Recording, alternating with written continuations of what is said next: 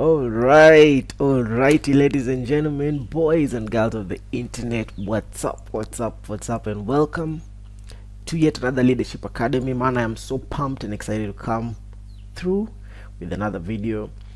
Today we're going to be doing a review of Work the System book by some carpenter. And Work the System is the simple mechanics of making more and working less. And man, I've been sitting on this for a little while. I wanted to do this review for a little while, so let's just get into it, and so that we can call it done. I want to say this book was also very profound to me and helped me come into a new place of insight, a new place of thinking, just especially moving from a very creator no systems type of individual to really see the system methodology, and I hope this review will show you the same. All right, so as usual, I'm only going to look at the highlights, and we're just going to talk about the highlights that I got. These are highlights that I got from the book. This is exact words from the book by Sam Carpenter. I got the Audible one, and I noticed, I think in the 4th edition he reworked some of the wordings, and so it was actually quite interesting when I'm listening to the Audible, the 4th edition of the Audible. He had edited a few of the words that he had in the 3rd edition that I read, so that was interesting to note. Also, if you're an author, if you're a writer, you can always just update your thoughts, yeah, so that's dope. So life is serious business, and whether you know it or not, or whether you like it or not, your personal systems are the threads in the fabric of your existence. For 15 years it floundered, my personal life a reflection of its chaos. Then I attained a new mindset, and immediately the pressure began to drop. Not too far down the line, as I continue to methodically apply the protocols described here, my work week has reduced 98%, while my bottom line income increased more than 20-fold. Man, that's 20x. Here he's just telling you how he used to struggle as an entrepreneur and how he had struggled for 15 years, and I think maybe this was the sell for me, him telling his story through how he got this new system mindset. That was a sell for me. What I've learned for sure is this: despite the almost visceral societal belief to the contrary, there is a direct connection between happiness and the amount of control we attain. So, I mean, the more control you have over things in your life, man, the happier you're going to get. So it's like you want to be the kind of person who has a bunch of control. One should choose the simplest explanation of phenomenon, the one that requires the fewest leaps of logic. One could say, keep it simple, stupid. It's interesting. This is a quote I think he quoted maybe Einstein or somebody. But you realize the more you start realizing the best solution is the simplest one, because like you get it's like, I get it. And for me, I think this is an I get it moment. This is one of those I get it kind of books, and you'll see how. So is there something you must do, some work you must perform? Yes, you will produce some written documentation, and if you lead people, you will teach them your new vision.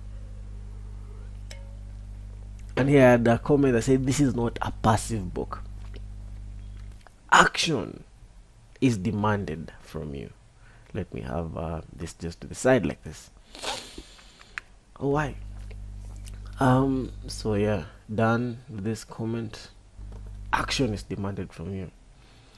Life's mechanical functioning is a result of the systems that compose it. Look at that. The system-based protocols described here are quietly used in large successful organizations everywhere, but they are not often present in small businesses. So now I highlighted this in 2022, last year when I reread this book, but the first time I read this book was in 2019. And it was when I was just coming into this realization that, man, I need a radical transformation in my life and my business, because I'm really really struggling, and I need something to change dramatically, right? And this idea that these systems are embedded in large organizations was never clear to me. I could never see it before, but because, like, in almost all the businesses that I've been privileged to be a part of, even just organizations, there are no processes, and it says that everywhere, but they are not often present in small businesses. And that is just so true. When I came later on, and I'm just like, I can see it now. I remember writing about this, and I said, this is like a, the red car effect. And when you start looking for red cars, you say, like, there are no red cars, and then you start seeing red cars everywhere. So it's like, once this insight comes into your mind, you're like, wow. It's just like, you cannot unsee it. You cannot unsee the fact that there are no processes and no protocols, system-based protocols in small businesses, and they exist in larger businesses. And so the mindset shift is like, what does the big business owners know, or the big business builders know, that small business builders don't know? And I think this book offers one of the answers. Look at this. You are an observer looking down on your world, examining the comings and the goings of the day as if they are tangible physical objects. You see the separateness of the systems of your life. The components are simple and understandable. Wherever you look, the machinations of the world make sense. Step by step, one thing leads to another as the systems around you continuously execute. Man, you have no idea. When I say this is a profound thought and realization for me, it really is. It's because, like, I had lived my entire life not being aware of the comings and goings of the things that have been influenced by the systems in my life. But having worked through this book, having worked through other type of materials like the E-Myth, having worked through getting things done, having worked through deep work, having this understanding that you can make intangible things tangible, and then I start to see, wow, these things are real. So look at this. You're just an observer. When you look at your world, you see the separateness of the systems in your life. And this is going to be a very profound idea as you read this book and as you see systems come to life. And honestly, I believe that this is true, because what happened for me, especially during me working through this book, is I could see how systems can hide just in front of you, like in front of your very eyes. They can hide because they have not been brought forward for examination.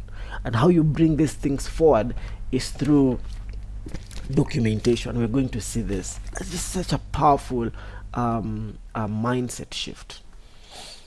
Look this, I like this. I don't care for the term holistic solution. Instead, I like the term holistic result, which suggests that each component system within the organization is functioning at peak efficiency, resulting in an entity that is superb in fulfilling its purpose. One of the things that I did last year also that has propelled my understanding of this concept is I also read, this is an aside, I read the book Systems Thinking. But is it Systems Thinking or Systems Theory? Anyway, I think it's Systems Thinking by Dr. Donald Meadows, and I will review that book later on. And it really just brought this idea of a system that I had never seen before, and so we shall review that later. What is the single major operational difference between large successful business and small struggling ones? Documentation and procedures. Simple solutions, really simple solutions, but do you get it? One of the things that also very valuable, I feel like I've worked through this book a long time, that I want to preempt some of the ideas, but I wanted to say that it starts feeling very very simple, because he asks you this book, do you get it? Can you see it? And is I can't even talk now. It's something, see, I'm so excited. It's something that once you see it, you cannot unsee. Like I've already said that before. You can see how excited I am for this book. Oh man, let me just put this phone on mute. You will not be swallowing unsupportable theories of reality. Anyway, he continues to say there's some heavy lifting, and what you want to do is number one, separation, dissection, and repair of systems. Number two, documentation, and number three, ongoing maintenance of systems. And I think if you just stop here, this is the crux of the book. But you would need to have a systems mindset for you to really grasp this. And that was the value for me. The value isn't the how you work the system. The value for me in this book is the systems mindset, is the systems thinking, is seeing systems. That was the value for me in this book. So number one, you separate, dissect, and repair them. Number two, you document, and number three, you maintain them. He talks about this. The systems mindset vantage point is removed from the day's machinations. Only from an exterior position can system mechanics be properly examined and adjusted. From this outside observation post, you can reach down to adjust those mechanics so they produce the results you want. You know, I really had a hard time accepting this way of working. And one of the reasons why this systems mindset vantage point was so hard for me is because I was so used in working in the business. I was so used in doing the functions in a business, whether I'm doing the marketing, whether I'm doing the sales, whether I'm doing design or the communications. I'm really down deep in the details, and so I can't see the big picture. And I just remember feeling such a turn off from really doing this. Like, man, am I just going to be the kind of guy who now just sits and looks at big picture things? But he tells you, and he teaches you that when you have this vantage point, this outside of observation, this is when now you can start to see these mechanics and adjust them. It's like, okay, fine, so my marketing is not well because there's this thing in my marketing that is not very efficient. I can tweak this and it will automatically give me better results. It's a very different way of thinking than from the just like in the functional, in the weeds doing kind of work. And I thought that was fantastic, the systems mindset vantage point. To get what you want, you must have more control. Yeah, still you need to work yourself in a room or a space to have more control. Look at this. Being in control of the details of our lives is mandatory if we are to find peace and success, if we are to find happiness. I remember really liking that. It is difficult to determine what we can and cannot control. No, also it's the question. Is it difficult to determine what we can and cannot control? No, it's not. So control is a good thing. Not yet recognize the next necessary step that would lead to control of my environment and thus my ability to forge freedom and wealth. In this ignorance, I would bang my head against the wall for another 25 years. I mean, here he talks about why he gives a story actually through this book, how he felt like the world was outside his control and he did not have power to wield control in his environment. And in this chapter, he just tells you that he gives you permission. Listen, man, you have control. You have control over a bunch of things. Actually, you have control over the choices that you make. You have control over your environment. You have control even over the kind of business that you do. Why would you allow the world to push you and boss you around as if you have no control? I remember thinking about this, just walking through these thoughts and thinking to myself, man, it's so true. I know this emotion of feeling that I cannot control anything, just because it feels like there's so much coming at you that you either have no knowledge or power to work against. But that is not true. Do not live in this ignorance. You have control, and you can wield control over areas in your life. You can wield control over your health. You can wield control over your finances and your money life. You can wield control over so much more. And you, this is permission for you. This is permission for you. This was permission for me, and that's why I mean, I really enjoyed this book. Just another aside, this is going to have a mini aside. I was looking at this book has reviews on Goodreads, right? And man, people in the Goodreads review section were angry, like he just repeats the same thing all over again. It should have been a blog post, not a whole book. But I think books are profound when they shift and alter your habits, and they shift and alter your mindset and how you work.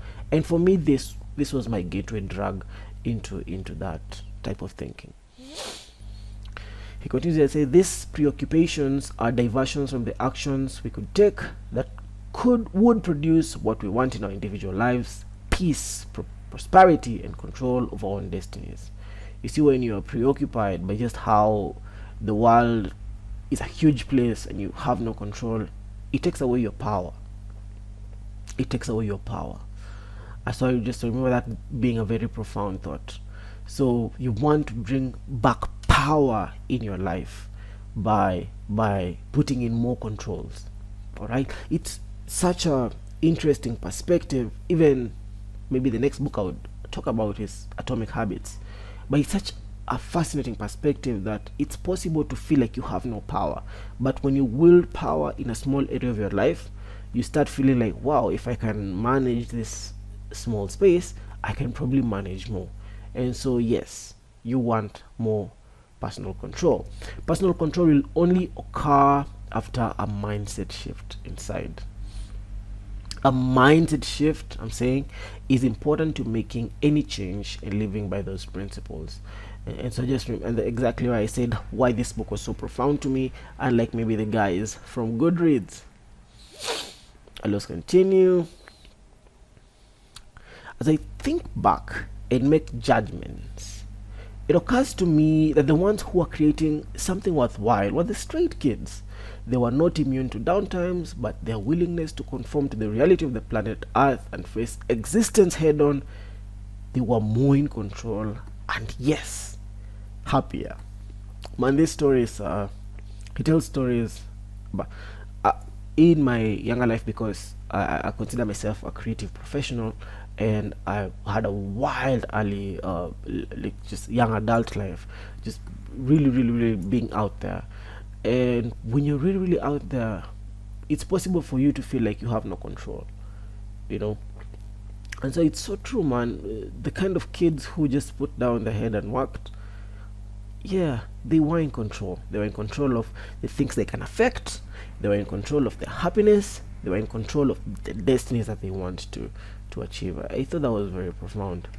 Look at this. Truth is, orderliness and attention to detail are the roots of peace. Oh, I love that. And I said, why is it difficult to pursue orderliness and attention? What are some tips to make it flourish? These are just questions maybe that I was thinking to myself. I write a lot of these questions to myself that help me reflect about the teachings in the books and maybe come to my own conclusion and stuff. So I mean, yeah, truth and orderliness is the root of peace. It didn't occur to me that by being blind to personal systems, the mistakes of a lifetime could be waiting just around the corner, ready to flatten me when I least expected it, and less dramatic but more endemic. That small inefficiencies could quietly accumulate and take me to some dark place. Look at this. And I wrote to myself and said, small inefficiencies do compound, and if you are unaware constantly, it will indeed take you down. Oh man, so you want control, you want to have better habits that give you more control in your life. Small inefficiencies compound.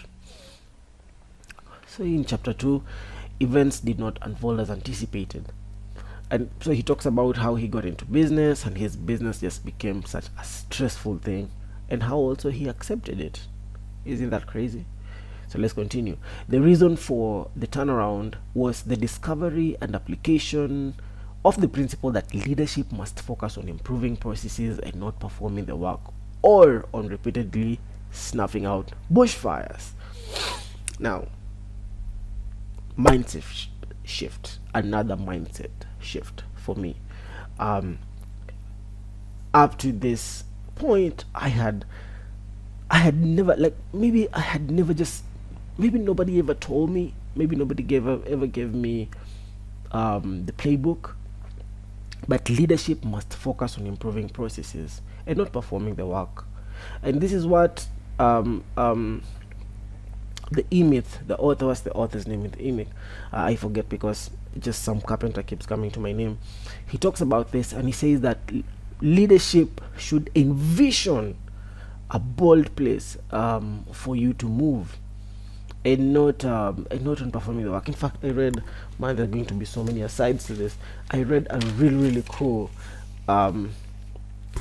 quote from the paper yesterday. It said, if you want to build a ship, don't drum up the men to gather wood, divide the work and give orders. No. Instead, teach them to yearn and vast for the endless sea. That's how you build a ship. So leadership needs to work on leadership, not on doing the work. And I had just never, up to this level, I had never done this work. Another thing, maybe why, is a lot of my identity was probably in the functional areas that I was good at. So the marketing, communications, design, photography, video areas of the business that I was in, I was really good at that, and so that was a lot of my identity. And so just starting to think that, okay, my identity needs to change to be more leadership focused was so hard for me to get into this level. And you can see even this insight coming to me like 2-3 years later after I read this book, is when I'm like, yes, it makes a lot of sense that leadership must focus on improving processes, not performing the work or just like snuffing out bushfires. That is not a good use and time of a leader. And so a leader should be getting better. Quality products or services, a stable staff, profitability are the result of the quality systems that underlie them, not the reverse.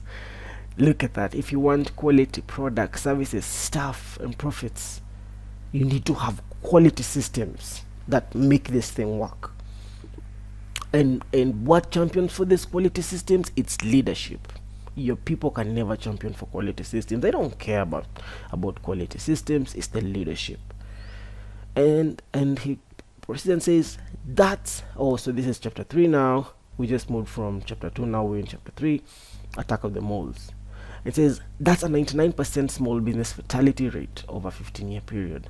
That is in accordance with the admittedly anecdotal conclusion of that 9 out of 10 new small businesses are mismanaged. Actually, they say 4 out of 5 businesses fail in about 5 years. Also, that just means that also 4 out of 5 businesses are mismanaged.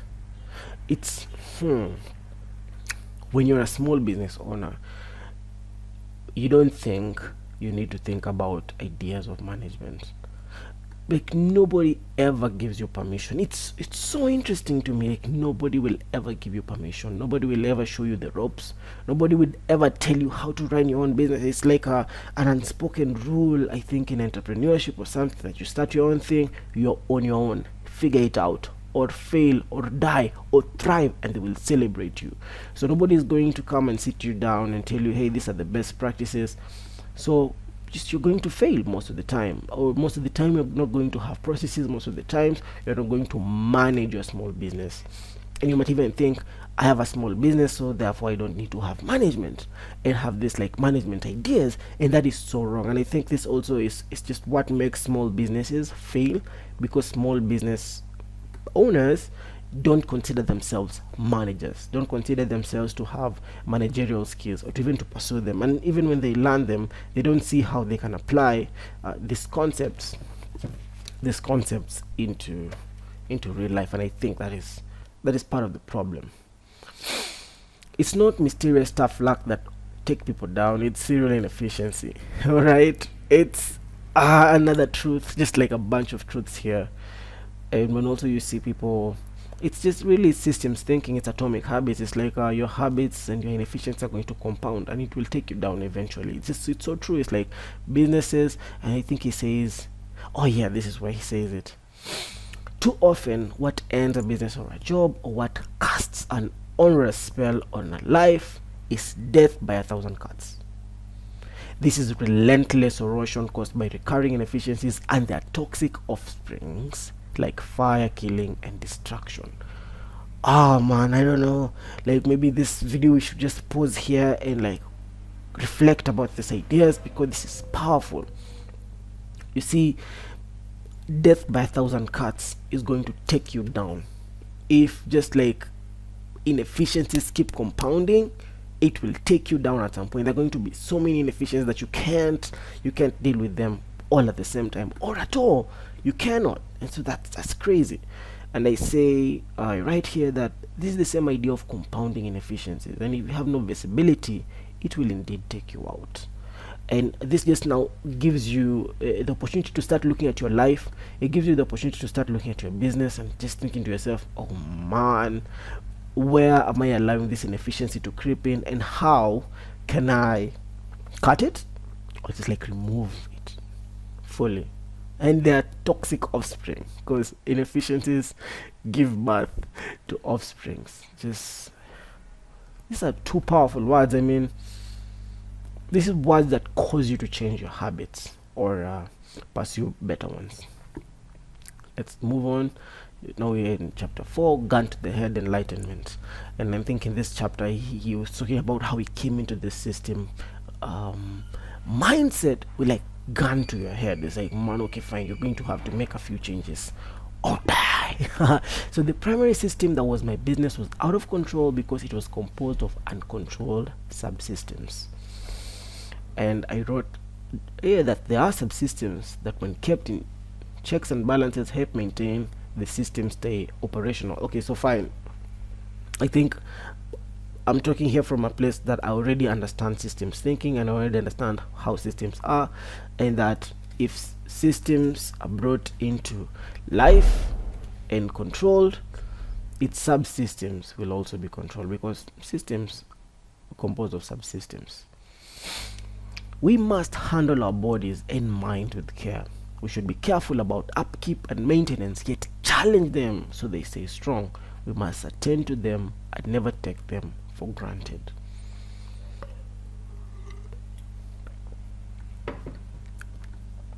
Look at this. We don't notice them, so we take them for granted, never appreciating their impeccability. We hyper-focus on individual, mechanical, and geopolitical systems that are not to our liking, and conclude that deficiency is the default way of the world. Remember, we say that is not true. It's only true because we are looking in the wrong space. We are looking in the wrong direction. Confident and deliberate, we can dig a bit deeper to construct the lives we want, step by step. Look at that. This is permissions. When a process does not produce what we want it to produce, something within that process is not as good as it could be. Something is gumming up the works. Look at that. Systems want to be efficient. If a system could talk, it would say, my single goal, and I'm passionate about it, is to accomplish the task that I was built to accomplish. Now, I mean, you could totally argue against this if you just want to be smart for being smart, you know, but we can assume that it is the law of a system for it to produce an intended result. You know, it's just a law. Like if you put this and this and this and this, it's supposed to produce this. Therefore, when it doesn't produce this, we have something that's gumming up the work, so we need to find it. And then so it started making a few of these things to seem very easy in a way. And you know, when I was thinking through this, some of these ideas, and just even started looking at big businesses, what this also happened and helped me is because the author talked about how small businesses don't have like these systems, but large businesses do have these systems. And so I started just thinking, okay, then maybe it would do me good if I looked at a few large businesses. And you look at some business and you think to yourself, wow, then it's obvious they're going to have to make sales. They do good marketing. They have a good sales team. They execute on their numbers. They have a good price point that the customers are willing to pay. it's almost a law that they're going to make a profit. Almost a law. It's just like, why now? So the truth becomes, if it's a law in large business, then it should be a law in small business. And if you think that your system is not producing intended result, what do you need to change that can help you accomplish this intended result? Fascinating way of thinking. So them one by one, order and peace accumulate incrementally. However, the enhancements in these rebuilt systems must be made permanent, or the systems will slip back into dysfunction due to random outside influence. And so we see, when you build systems, when you rebuild systems, you must make the systems permanent. And here he's talking about how you make them permanent is through documentation and teaching about these systems, or they will slip back into dysfunction due to random outside influence. And influence will always exist. Even personally, you might not always have the time and the effort, always through your life, through all the seasons of your life, to maintain a business and to run it. You might get into a season where maybe your partner is sick and you're just not motivated to work on the business. You're actually more motivated to work on your family and to make sure you're okay. And so if these systems are not made permanent, it will slip back into dysfunction, right? And so here I say to myself, we must forever update and maintain our systems for them to work continuously. Our learning systems, for example, now this is one of my learning systems. You read, you document, and you grow from this education. If you don't update and maintain it and make it permanent by putting it out there in a physical space that you can see, it will slip back. Okay, let me just in the workplace, permanence happens by first creating written descriptions of how systems are to operate, and second, by making sure responsible parties follow the steps described in the documentation. We'll get into those details soon. Let me just say, man, this is so true, and opening of a mind and a mind shifting, an aha moment for me that I had never seen it before. In the workplace, permanence happens by first creating written descriptions of how systems are to operate, and then second, by making sure responsible parties are there to accomplish it. You must first of all make it permanent by doing a written description. I'll just say this because already, like, I feel like this idea is so strong, and he'll talk about it later on. But the way you bring something from this world, this intangible world, this world of thoughts, this world of dreams, this world of intentions, this world of ideas, this world that really you can't touch it, you can't feel it, is by writing. Written descriptions, step by step. When you do that, you make it, you bring it down to earth. Yesterday, it's another aside, man, you guys just have to bear with me. I'm really passionate about this, so this is another aside. Yesterday I listened to this podcast with on the S16Z channel. They were interviewing, his name is Bob Iger from Disney, and he had a very small story about Pixar, and how Pixar had a very cool creative culture that every time Pixar would make a movie, they would dedicate an entire boardroom to that movie. Like, this boardroom exists here until the movie ships, like is out. And over time, it's such a cool story.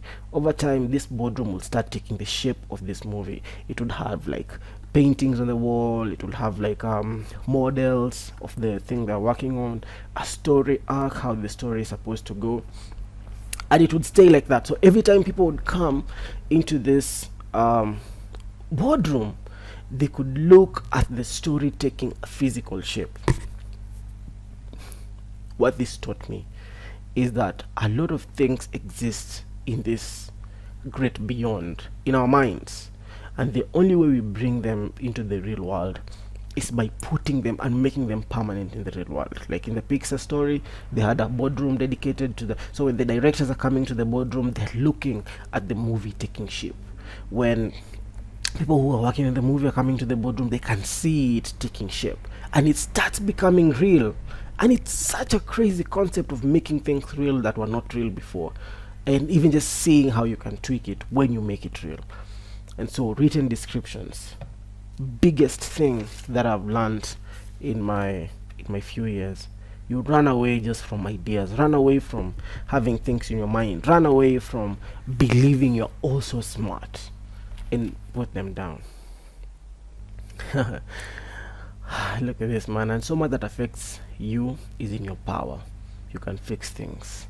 It's like, here, I give you permission once more, I give you validation once more. You can do it. You can change your life.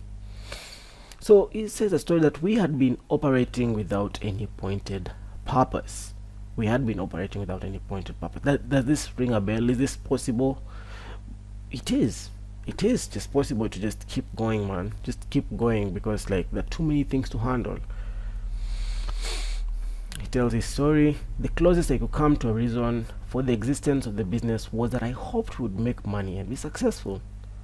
That is the single mantra of the typical small business owner or corporate middle manager. It's not concrete and directed, but ambiguous and wishy-washy. Look at that language. I mean, it's like, this is so driven for me in my past ventures. All I've just hoped is to make money. It's like my only goal, man, is to make money. I don't really care. I just need a customer to buy, or to like anything. I just need to make money. And it's like, this is, yeah, man, it's not concrete, it's not directed, it's ambiguous, it's wishy-washy. How do you want to make money?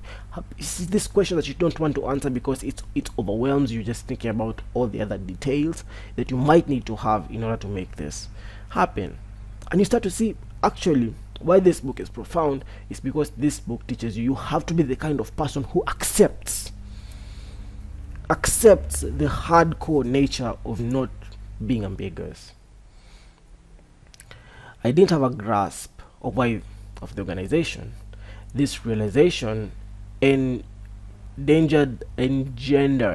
the birth of the strategic objective document. So he in this book he will give you a few tools, and one of the tools is called the strategic objective document. I feel like I'm preempting myself, but you're going to see why it's very, very important to have a strategic objective document, because the number one thing that you want to have is clarity. And I might have talked about this in other even leadership academies that I've done before.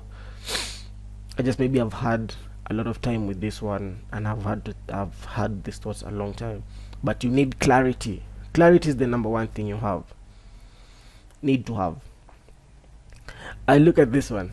Again, the leader's role is to keep the wheels of the machine turning with maximum efficiency. Your man, look at that. I just needed to identify individual subsystems and then, one by one, optimize them. The primary system would take care of itself. The end product of the subsystems that composed it. I would expend my energies on perfecting those systems, and good outcomes would come along naturally. This is Atomic Habits, man, when James Clear says that focus on systems, not goals. When you build good systems, good outcomes will come along naturally. So, like, don't focus on the results, focus on doing good work, and then the results will take care of itself. Happy people are in control of their lives, spending their days enjoying the intentional good results of managed systems. Happy people are in control of their lives, spending their days enjoying the intentional good results of managed systems. Just back into your physical and personal understanding of why you need control. So he continues, says, number one, would exactly define overall goals and strategies, like exactly define them. Number two, would break down Centratel's workings into subsystems we could understand. Number 3, once isolated, exposed, and understood, would refine and perfect those systems one by one, so each would contribute 100% towards the stated goals of the strategic objective. And then number 4, would implement fail-safe maintenance systems for all these processes. Just when you think about it, it sounds so easy. It just sounds so easy, man. But it is so hard to do it because it demands that you become the kind of person who would do this. Not just a good idea that, oh, I had this idea that has a 4-step process, but you need to be the kind of person who would do this, who would seek this control and be intentional about getting this control. And I feel like this book has been teaching me to be this kind of person, and maybe that's why I feel so passionate about some of these ideas. On planet Earth, we accomplish this with documentation. Back again, like he overstresses this idea. If you read this book, maybe that's why people are saying on Good Days that he's repetitive, and maybe those people know these things. But for me, it was very valuable to read this and to understand this, because I did not know these ideas. So we achieve this with documentation. We bring these wishy-washy ideas into a tangible form through documentation. And here I've said, if you have a vision, articulate it. Work through your how does the author of Deep Work say that most people they have they fear what does it say, systems, and they fear documentation. So you just have to get over that thing. For any recurring problem, there's a path to getting things fixed. Take the inefficient process apart and fix piece one by one. Fix the pieces one by one. For any recurring problem, there's a path to getting things fixed. Take the inefficient processes apart and fix the pieces one by one. It's so easy to not see this. I don't understand. It's so easy to fix some of these things it's so simple once you think about it. I am not getting good sales.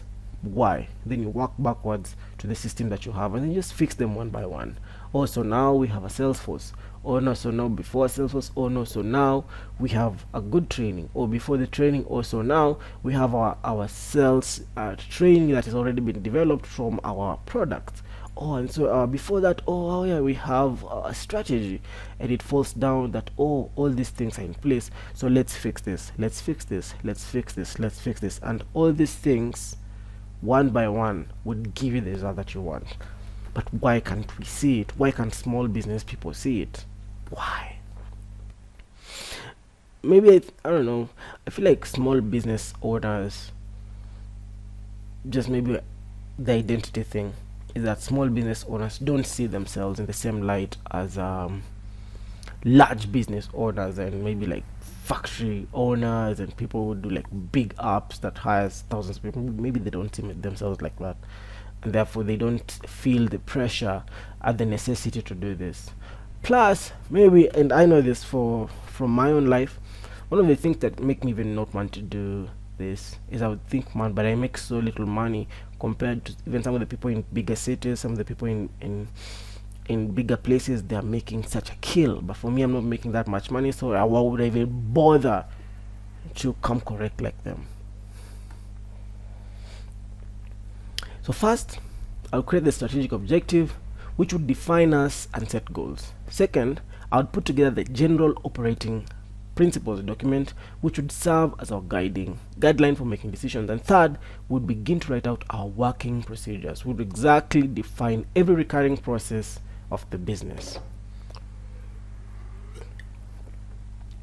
So these are the 3 steps in creating a system that works. Number 1 is the strategic objective. What are you guys doing? Create a strategy.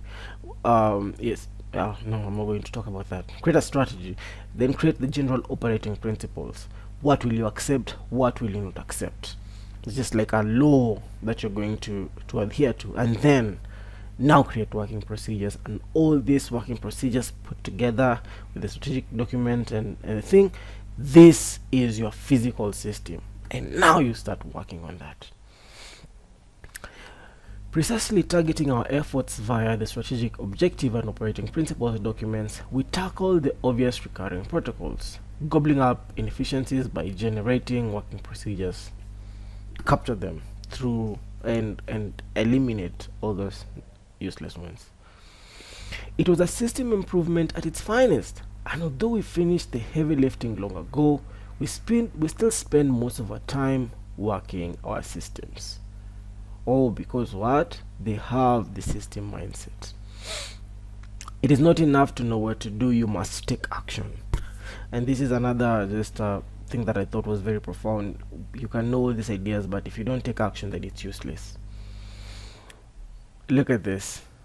So this is chapter 6, I think. A person needs new experiences. They jar something deep inside, allowing him to grow. Without change, something sleeps inside of us and seldom awakens. The sleeper must awake. Oh yeah, I wrote, this is your call to adventure. This is your call to adventure, man. Like, grow. This is a challenge for you to build an organization. This is a challenge for you to go after markets. This is a challenge for you to go after your customer. This is a challenge for you to push yourself to your limits. And so this sleeper that is in you, this small business owner, he needs to awake, or she needs to awake. She needs to crave and yearn for these new experiences. So get up, small business owner, go for it. See how it just became sort of like a rah-rah someone. Also, maybe I've been having coffee and it's the morning and I'm pumped. But yeah, this is your call to adventure. Look, your day can be under your command. Chronic shortages of time and money, emergency decision making, and dealing with less than amusing people can be history. Starting with a subtle yet penetrating shift of perspective, elimination of chaos is possible. Wow, and so this is a promise of your hero's reward. If you take your hero's journey, you could have this reward of a control in your day. It's possible for you. You can get it. You just have to believe. Systems don't operate randomly like computer code. They relentlessly execute in linear 1 to 3 sequence. In your world, they're embedded wall to wall. So true. So true. Like, just not going to talk about that again. Okay. Use your imagination and your immediate proximity right now. Look around yourself to see uncountable sequences in motion, most going unnoticed until this moment. You see that some of these processes don't matter too much, but others have an enormous effect on your happiness and the happiness of those around you. So I wrote, even your health, the weather, or a fight with a spouse can change everything around you. Pause. Can you see it? Can you see how other systems that you don't notice right now, some of your thoughts, some of your anxieties, can affect even how you work? Can you see it? Either way, by focusing on the systems that are within your circle of influence, you'll see that tweaking them to higher efficiency is almost always possible. Focusing on the systems that are within your circle of influence, tweaking them to higher efficiency is almost always possible. So this is another just like affirmation that actually, if you just look at what is around you, what you can influence, you know you can do it. There are things that you can't influence. Of course, you can influence the government, the weather, and things like that, but there are things that you can influence. Here's another one. So each of us is a system of systems, but here's the rub. Some of them, each of which, always remember, can be visualized as distinct entity, are headed in oblique directions, confusing our efforts to reach our conscious goals. So if we're a systems of systems, there are systems that are just going in an opposite direction to where you're trying to go. So like James Clear says, focus on systems, not goals. If you're trying to go this direction, what systems need to be in place to help you move towards that direction. Because if you're trying to lose weight and you're trying to be fit, and in your life you're having a bunch of sweets and processed foods, obviously you're not going to lose weight.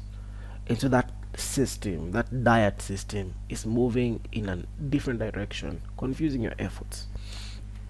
I had someone talk about someone in a podcast. He said that they used to be huge into this world of personal development, and they would track everything. They would track their health, they would track whatever they're eating, and they said, yeah, you can stop at some point and it might feel trivial, but what this does when you track, maybe you're tracking your calories and whatever you're eating, it will teach you so much about your health. It will teach you so much about even the place that you live, the kind of foods that people eat where you live. It will teach you so much about your the eating habits that you have maybe just been handed down by your parents.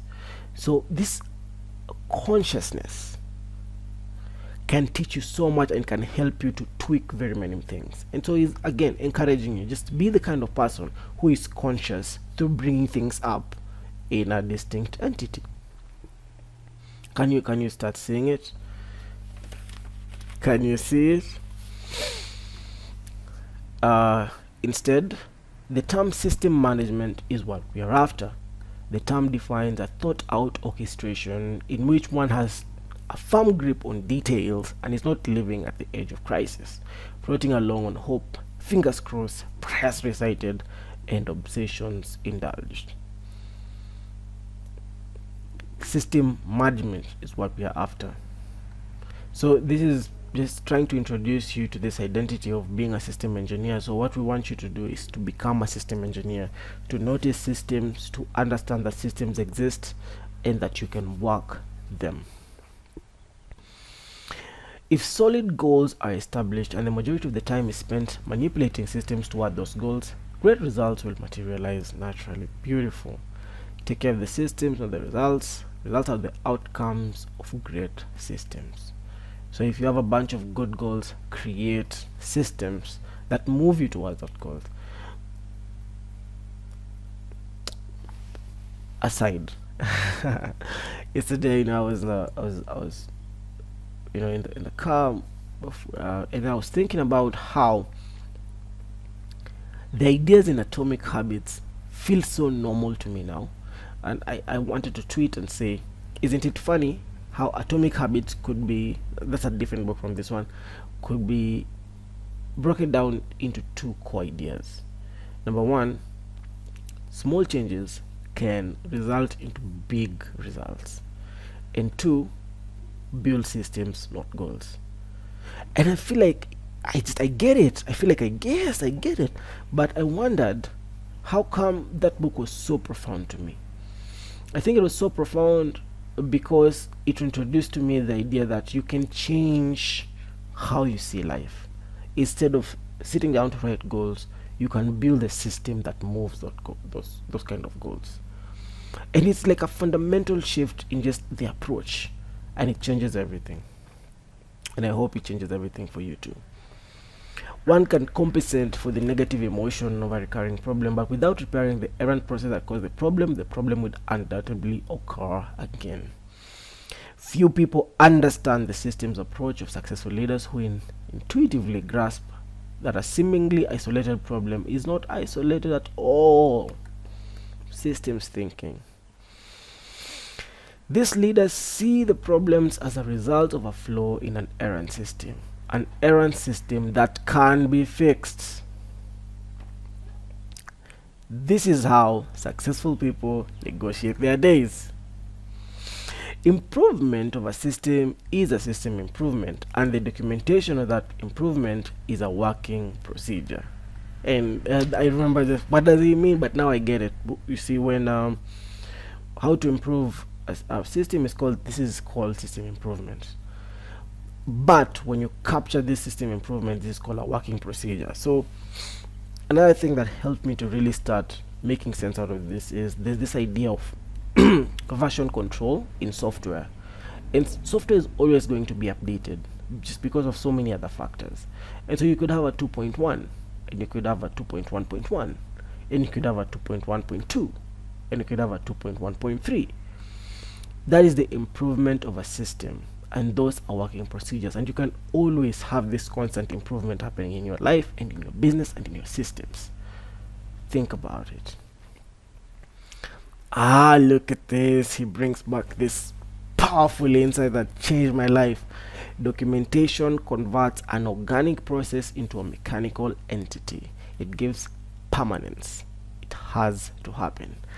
I love this language. I did not have this language beforehand and that's why I think some of these books are important, because it gives you a way to give language to an idea. So the organic process that I was saying, the wishy-washy, the creative, the things that don't exist in the physical realm, they're called organic processes. It gives them a mechanical entity. Do I have anything mechanical around me? Okay, I have something, but it gives it a mechanical entity. It gives it permanence. Now it exists in the real world. It has to happen. Oh yeah, so when I started learning that ideals can be brought down into the real world through documentation, it's no longer fluffy. Powerful insights. Your task is to fix one system after another, not carrying through your day randomly taking care of whatever problems erupt. So you're going to be a systems engineer. Like I said, this new identity of you is I am a systems engineer. I look at the systems in my life and I work those systems. It's so beautiful beautiful way of thinking. Instead of man, I'm just going to like deal with this, deal with that, deal with this. No. I am going to work systems. I think personally for me, this is a powerful lesson that I never had to this coming even to this point in my life, and so I intend to teach this to everyone whoever works with me or whatever. Business is art. It's heroic endeavor, and within it lies two superb byproducts: tangible value to others, that's employees and customers, and bottom line for the creator. So man, in business you're going to create value for others, for employees and for your customers, and also you're going to have money for yourself. So it's beautiful. It's a beautiful call to adventure of being valuable to employees and customers, and eventually making money for yourself and your life and your children. Therefore you should pursue this heroic endeavor, that you're valuable to others and you're valuable to like customers, and also you get some money in the end. Wouldn't you want this? Shouldn't this be the call to adventure for business? If it is, then you want to run a real business. You want to be a real manager of your business and your life. Yeah, let me just not add so many thoughts to already powerful thoughts. This new posture is as informal. This new posture is as an informal service quality observer. As an informal service quality observer will go with you everywhere. Yeah. So what I was saying, when you start, it's like when you start seeing red cars, you start seeing them and you're like, yeah. And he tells this story in this book. I don't know if I captured it. How when you just start seeing bad systems, you start to judge them, and you're like, yeah, I know exactly why it's happening. So you'll be like an observer. Yeah, people can depend on you and know what to expect, and this makes you attractive to them. Okay, getting it. This is chapter 7. So how do you get it? And he'll like drum this down. First, make the various systems consciously visible. Second, by the time, bring them to the foreground for examination. And third, adjust them. Fourth, document them. And fifth, maintain them. This is the crux of the methodology. Make them visible. Make them consciously visible. Do whatever you need to do to bring the systems from a organic process to a mechanical entity. Make them visible, that you can look at them, that you can see them. draw flowcharts, build models if you need to, write and print out documents if you have to. Then second one at a time, bring them to the foreground for examination. Then adjust them, and then document, and then maintain. Powerful. Reaching the point where you see the systems around you is the first and most significant step. It's a mini enlightenment. When the epiphany occurs, you will have internalized the fact that the systems make up your life, and you will know that assertively directing them is leadership at its most fundamental level. And even just before I read whatever I was talking about, this for me, and I have to say,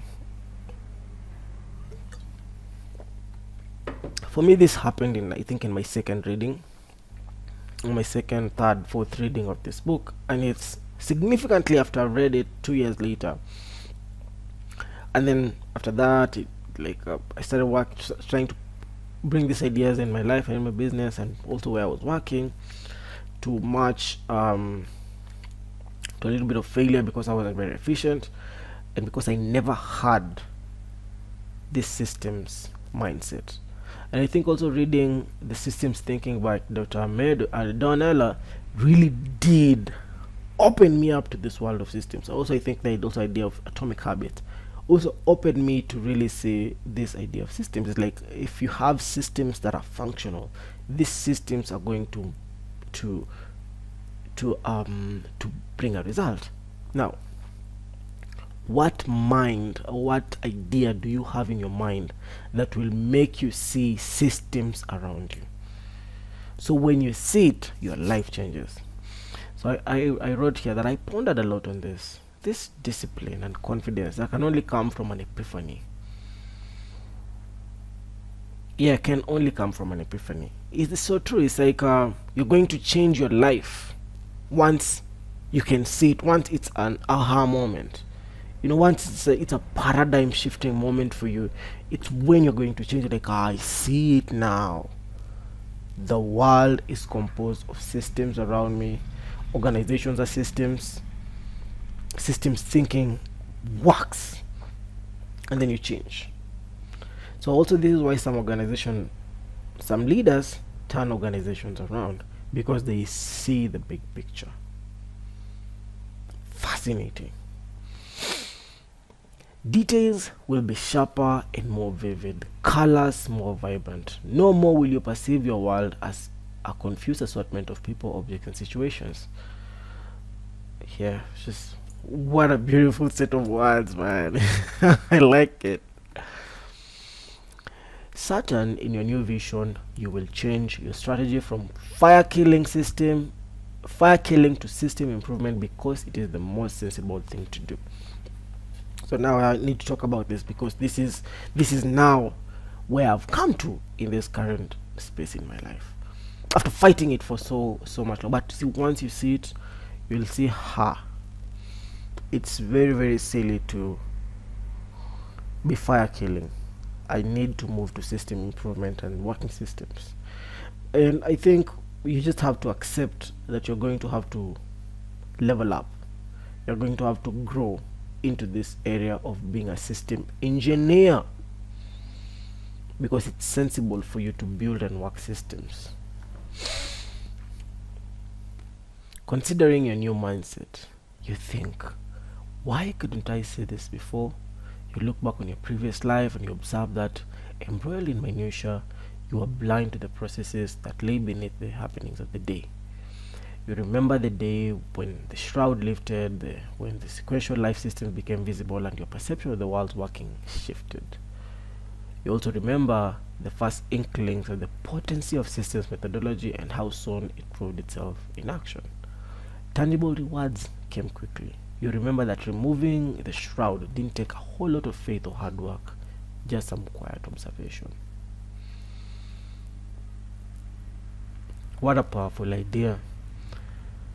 Your entire life can change just because you made an observation, a paradigm shift, an aha moment. Then you change everything. So now when you change everything, he proceeds to tell you, look, it's what you do that counts. Yeah, it's you can have all this paradigm shift and your life changing, but you need to take action. Because if you don't take action, it's nothing, man. You see, good intentions and a positive attitude is not enough.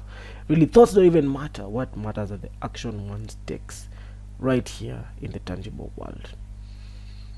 So please just take action. After you see it, take action.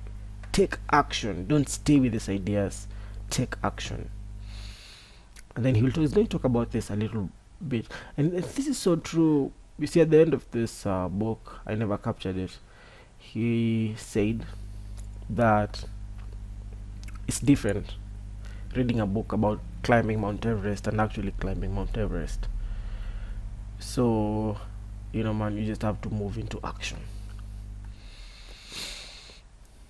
I remember that most people don't fail making overt mistakes. They fail because they don't take action. So, did you get it? Good. So let's move to swallowing the horse pill. Right. So now we move into so he's teaching you and he's telling you about this new system mindset and how this mindset is powerful and that giving you assurance and affirmation that you can do it. So let's do it. Let's swallow this horse pill.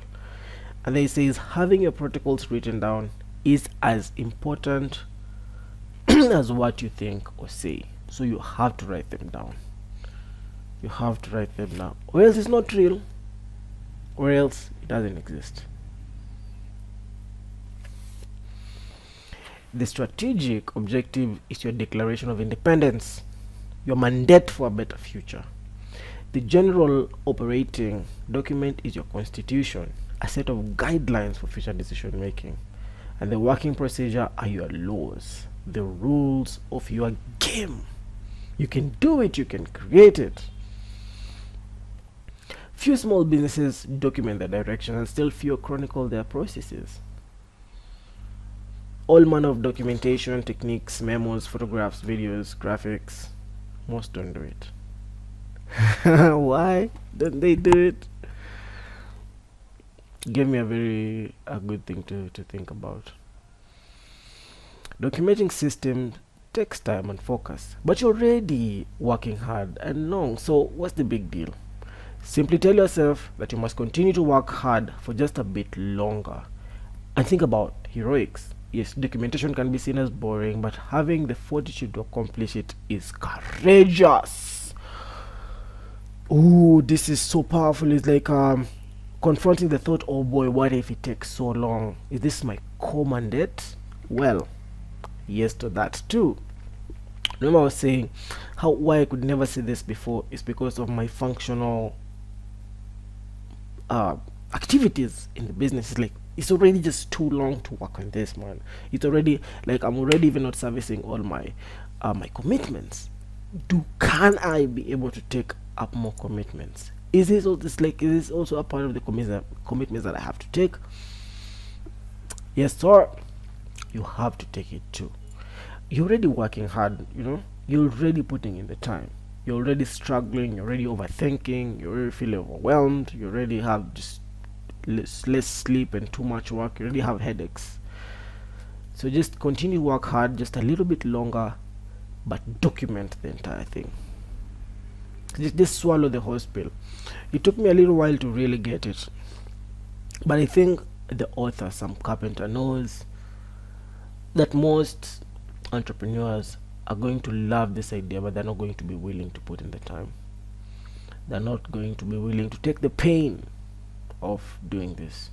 I know that because I know this emotion. I'm recording this video in 2023.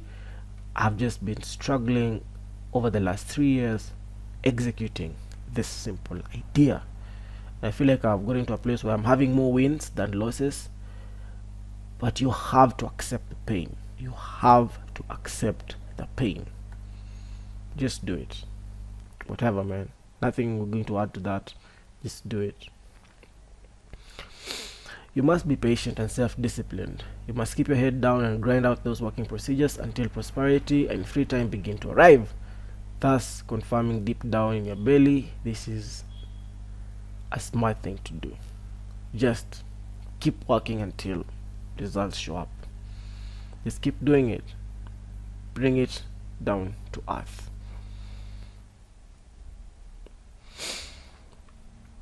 Why weren't the answers obvious to me before there was a gun to my head?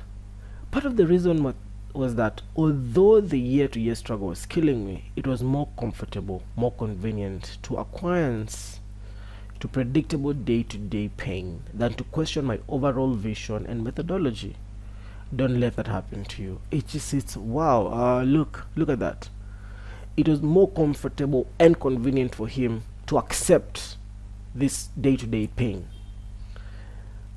How many like I know this emotion, like I know today is going to be hard. I remember even one of my days just taking L's in my life, business and stuff, saying to myself like I know it's going to be hard, and like tomorrow we'll rise and we'll try again.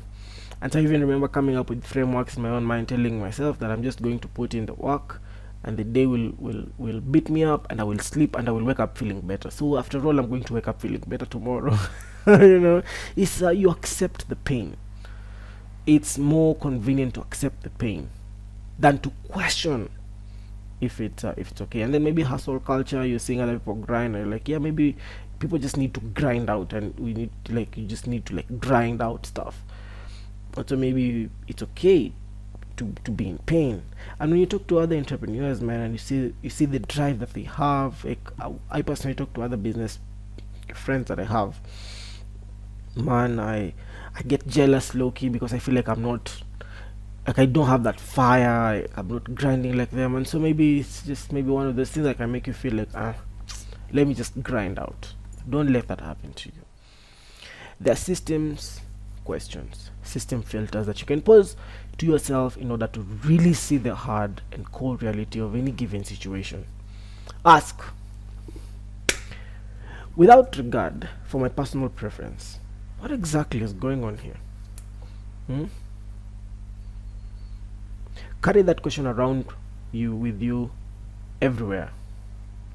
And when the necessary action is obvious, but you're still hesitant, ask, is not wanting to take action in this moment enough of a reason to not take action?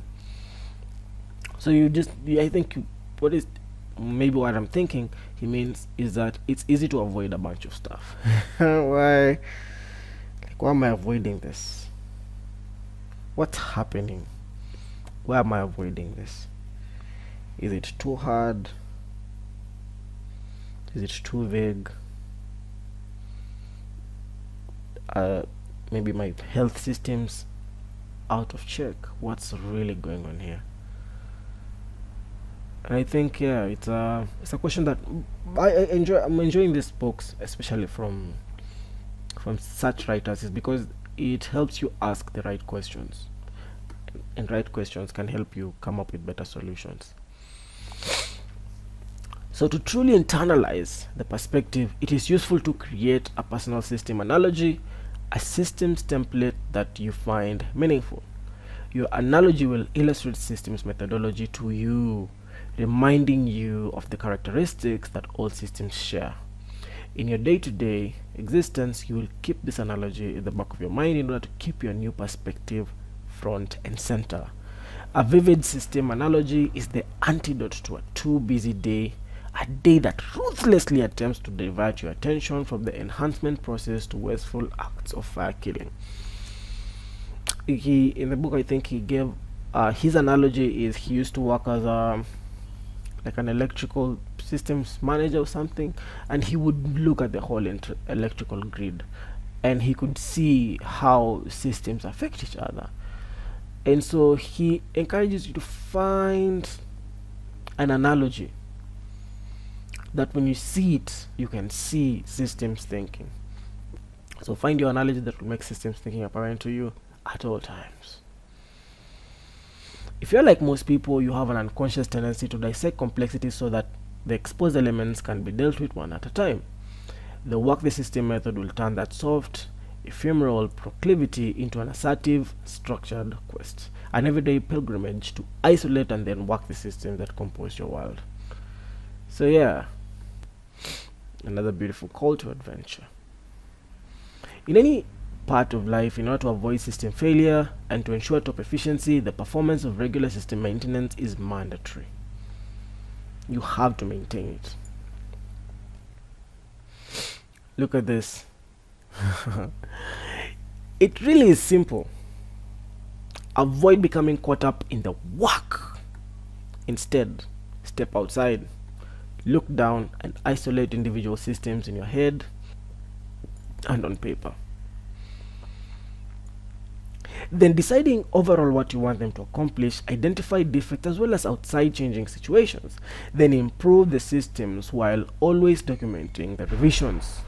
Because you have designed the system's mechanics to operate without your constant involvement, you can then back off and occasionally but routinely monitor and direct.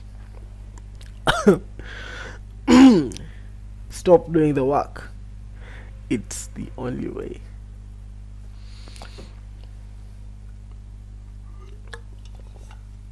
Sips coffee.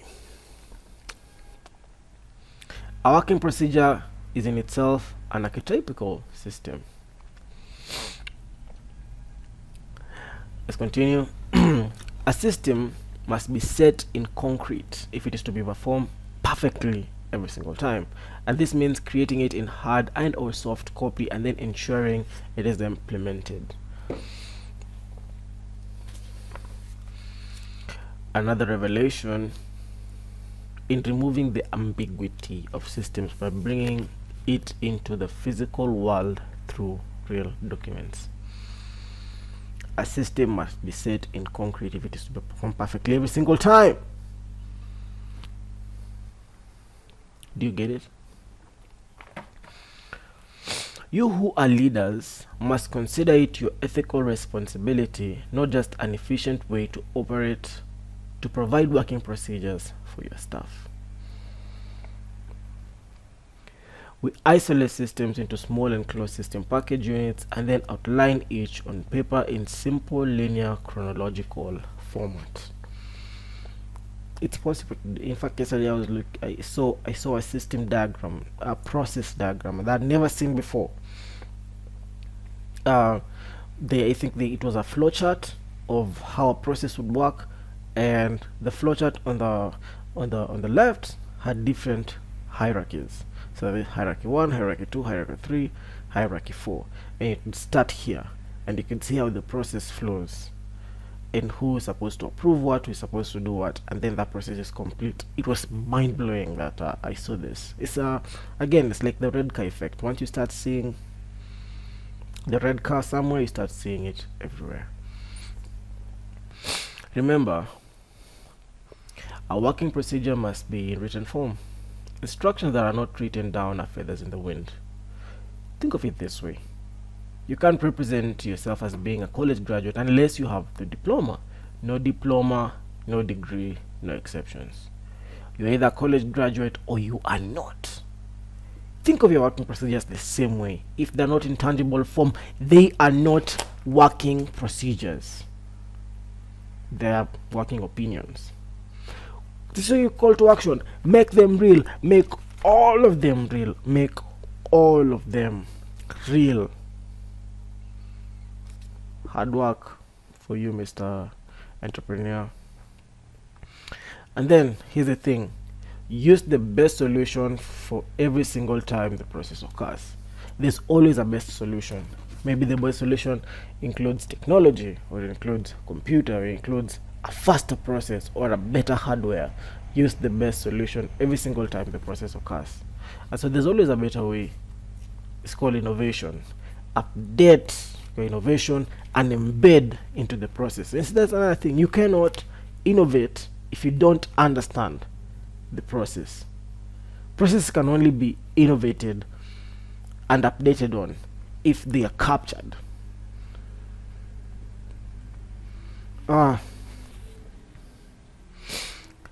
Procedure documentation is not limited to just the obvious problem areas. It applies to all internal systems. When I was reading a book that it's called The Goal by Dr. Goldratt. I have no idea how I'm going to review that book because it's a novel. I don't know how to review it, and also it has more questions than answers. It's like literature. But anyway, in this place they're talking about this factory, and then like one of the people in the factory says, man, we must have maybe like what, like over 500 processes or something in this factory, like across the entire spectrum. For me, it was so mind-blowing to think that this book is written back in the 80s, in the late 80s, early 90s. The realization that there are over 500 processes in a real factory setup, and they have captured all of them. So it's like, okay, fine, even in your small business, in your service business, there are internal systems, and those internal systems need to be created, captured, and improved upon. It's beautiful work, really, if you think about it. It's your life's work. You can spend all your life just working systems. It's beautiful, but it's also, like I said, a mindset shift. And also, like, once you start seeing a red car, you start seeing red cars everywhere. No longer do we fire kill, instead we work our systems. So this is the answer to the question. Boy, oh boy, what about my day to day? What happens to all of them? We don't fire kill, we work our systems. We always take ourselves back to that space of working our systems. Always change from fire killing to working systems. Always change from solving huge problems to working systems. Procedure documentation must go to the top of a priority list, or the process won't start, or it will get derailed in a week or two and you will fail. For your business or job, raise the importance level of writing procedures to the #1 position, even above some of the fire killing of the day. Forget about finding spare time to do this work. Don't derail yourself by starting on that premise. There's no such thing as spare time. Procedure documentation must go to the top of the priority of your list. Procedure documentation must be #1, or it will fail. Or you won't start. You'll be overwhelmed. I'm telling you, man. I've been trying to have a huge system in about 2 years' time, and look at me. I just feel overwhelmed. I don't. Maybe I need to hire more people. Oh man, but I don't have the money to hire more people. How much will it cost me to hire more people? Oh, I need to write down like a specification of what they need to do. Man, listen, just start documenting these procedures. We continue. Again, it is the leader's job to make sure staff members have exact guidelines for each task they perform. And I wrote to myself, raise the standard of your leadership by accepting this responsibility. And say, I want to talk about the words that I have used personally. 2 years ago, me reading this book, I did not see myself as a leader. I did not accept the power of leadership. I mean, I kind of knew, I kind of like thought, but I had not internalized and accepted leadership responsibilities in my own life. And so when you raise the standard of your leadership and you accept the responsibility, you will make sure that people who work for you have the exact guidelines for each task they perform. It's like you're going to be more disciplined than them, in fact. So it's just something to think about. If each component of an organization is nearly flawless, the organization as a whole will be nearly flawless. I have such dreams, man. And this is also my call to adventure. Be sure your staff is involved in creating the new procedures. In fact, relentlessly delegate. I love that. As a leader, sign off procedures yourself.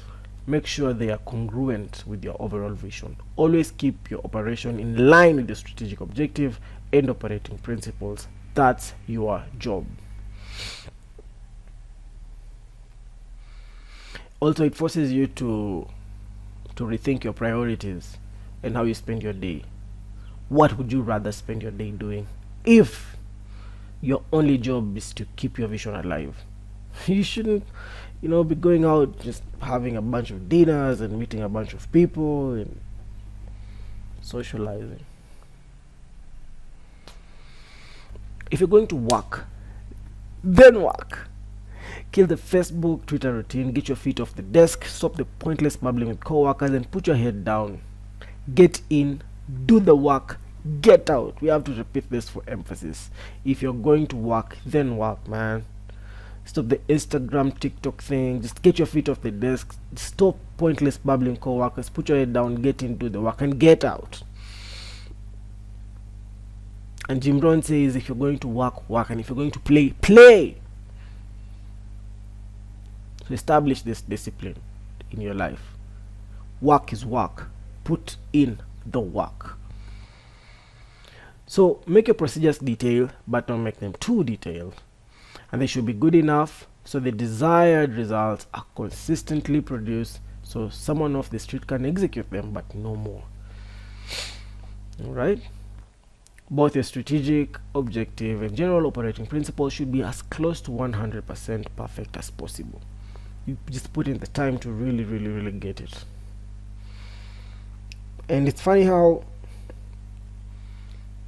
or interesting how, even in the E-Myth, they start talking about your strategic documents. And then it seems to me that if you don't know where you're going, then there's nothing you'll ever do. If you don't know what you're trying to achieve, then there's nothing you'll ever do. If you don't know how much you need to achieve it, then there's nothing. It's just you're going to wish it, you're going to wing it, and you'll never be able to do it. On my list, and I'll bet yours too, the largest errors were not the result of overt mistakes. They were the outcome of failing to take steps that should have been taken. These are errors of omission. The large errors of omission are bad enough, but the small ones can add up to an equally dire end. Remember, death by 1,000 cuts. Errors of omission, number one is procrastination. And he says procrastination, or what I call quiet courage. Not taking action is the physical manifestation of an error of omission. As usual, recognition is 90% of the solution, but that recognition is vivid once the system mindset takes hold. Here I thought that problem well defined is half solved, but you can only define problems when the system mindset takes hold. It's a good thought. Laziness and procrastination are choices. Not taking action is a choice. No matter what we do or don't do, we are always making choices. So then how can you start making better choices? What choices do you need to be taking? And how can you create a system in your life that enables you to make this type of choices? How can you begin to use this action principle in your daily life, business, or job? Stand apart and watch the events of your day as they occur, and while they are occurring, ask, what am I not doing right now that is holding me back? What am I doing right now that is holding me back? I know I have a part to play in this situation, but what am I not doing? Maybe I'm just not acting. Maybe I'm not teaching. So another leadership question, what am I avoiding right now that is holding me back? What are you avoiding? Confront the avoidance question. The second strategy is to eliminate the requirement for action by automating tasks. So if you're always taking action on like a bunch of minute things is going to kill you, so you can automate tasks. I've learned so much about automation. Here I ask myself, how can I seek more opportunities for automation, delegation, and the other one that I'm thinking about is I don't have the language, but scheduling things beforehand. Maybe it's also automation. But if you have to do something next week, what can you do today that will just make that work very easy next week?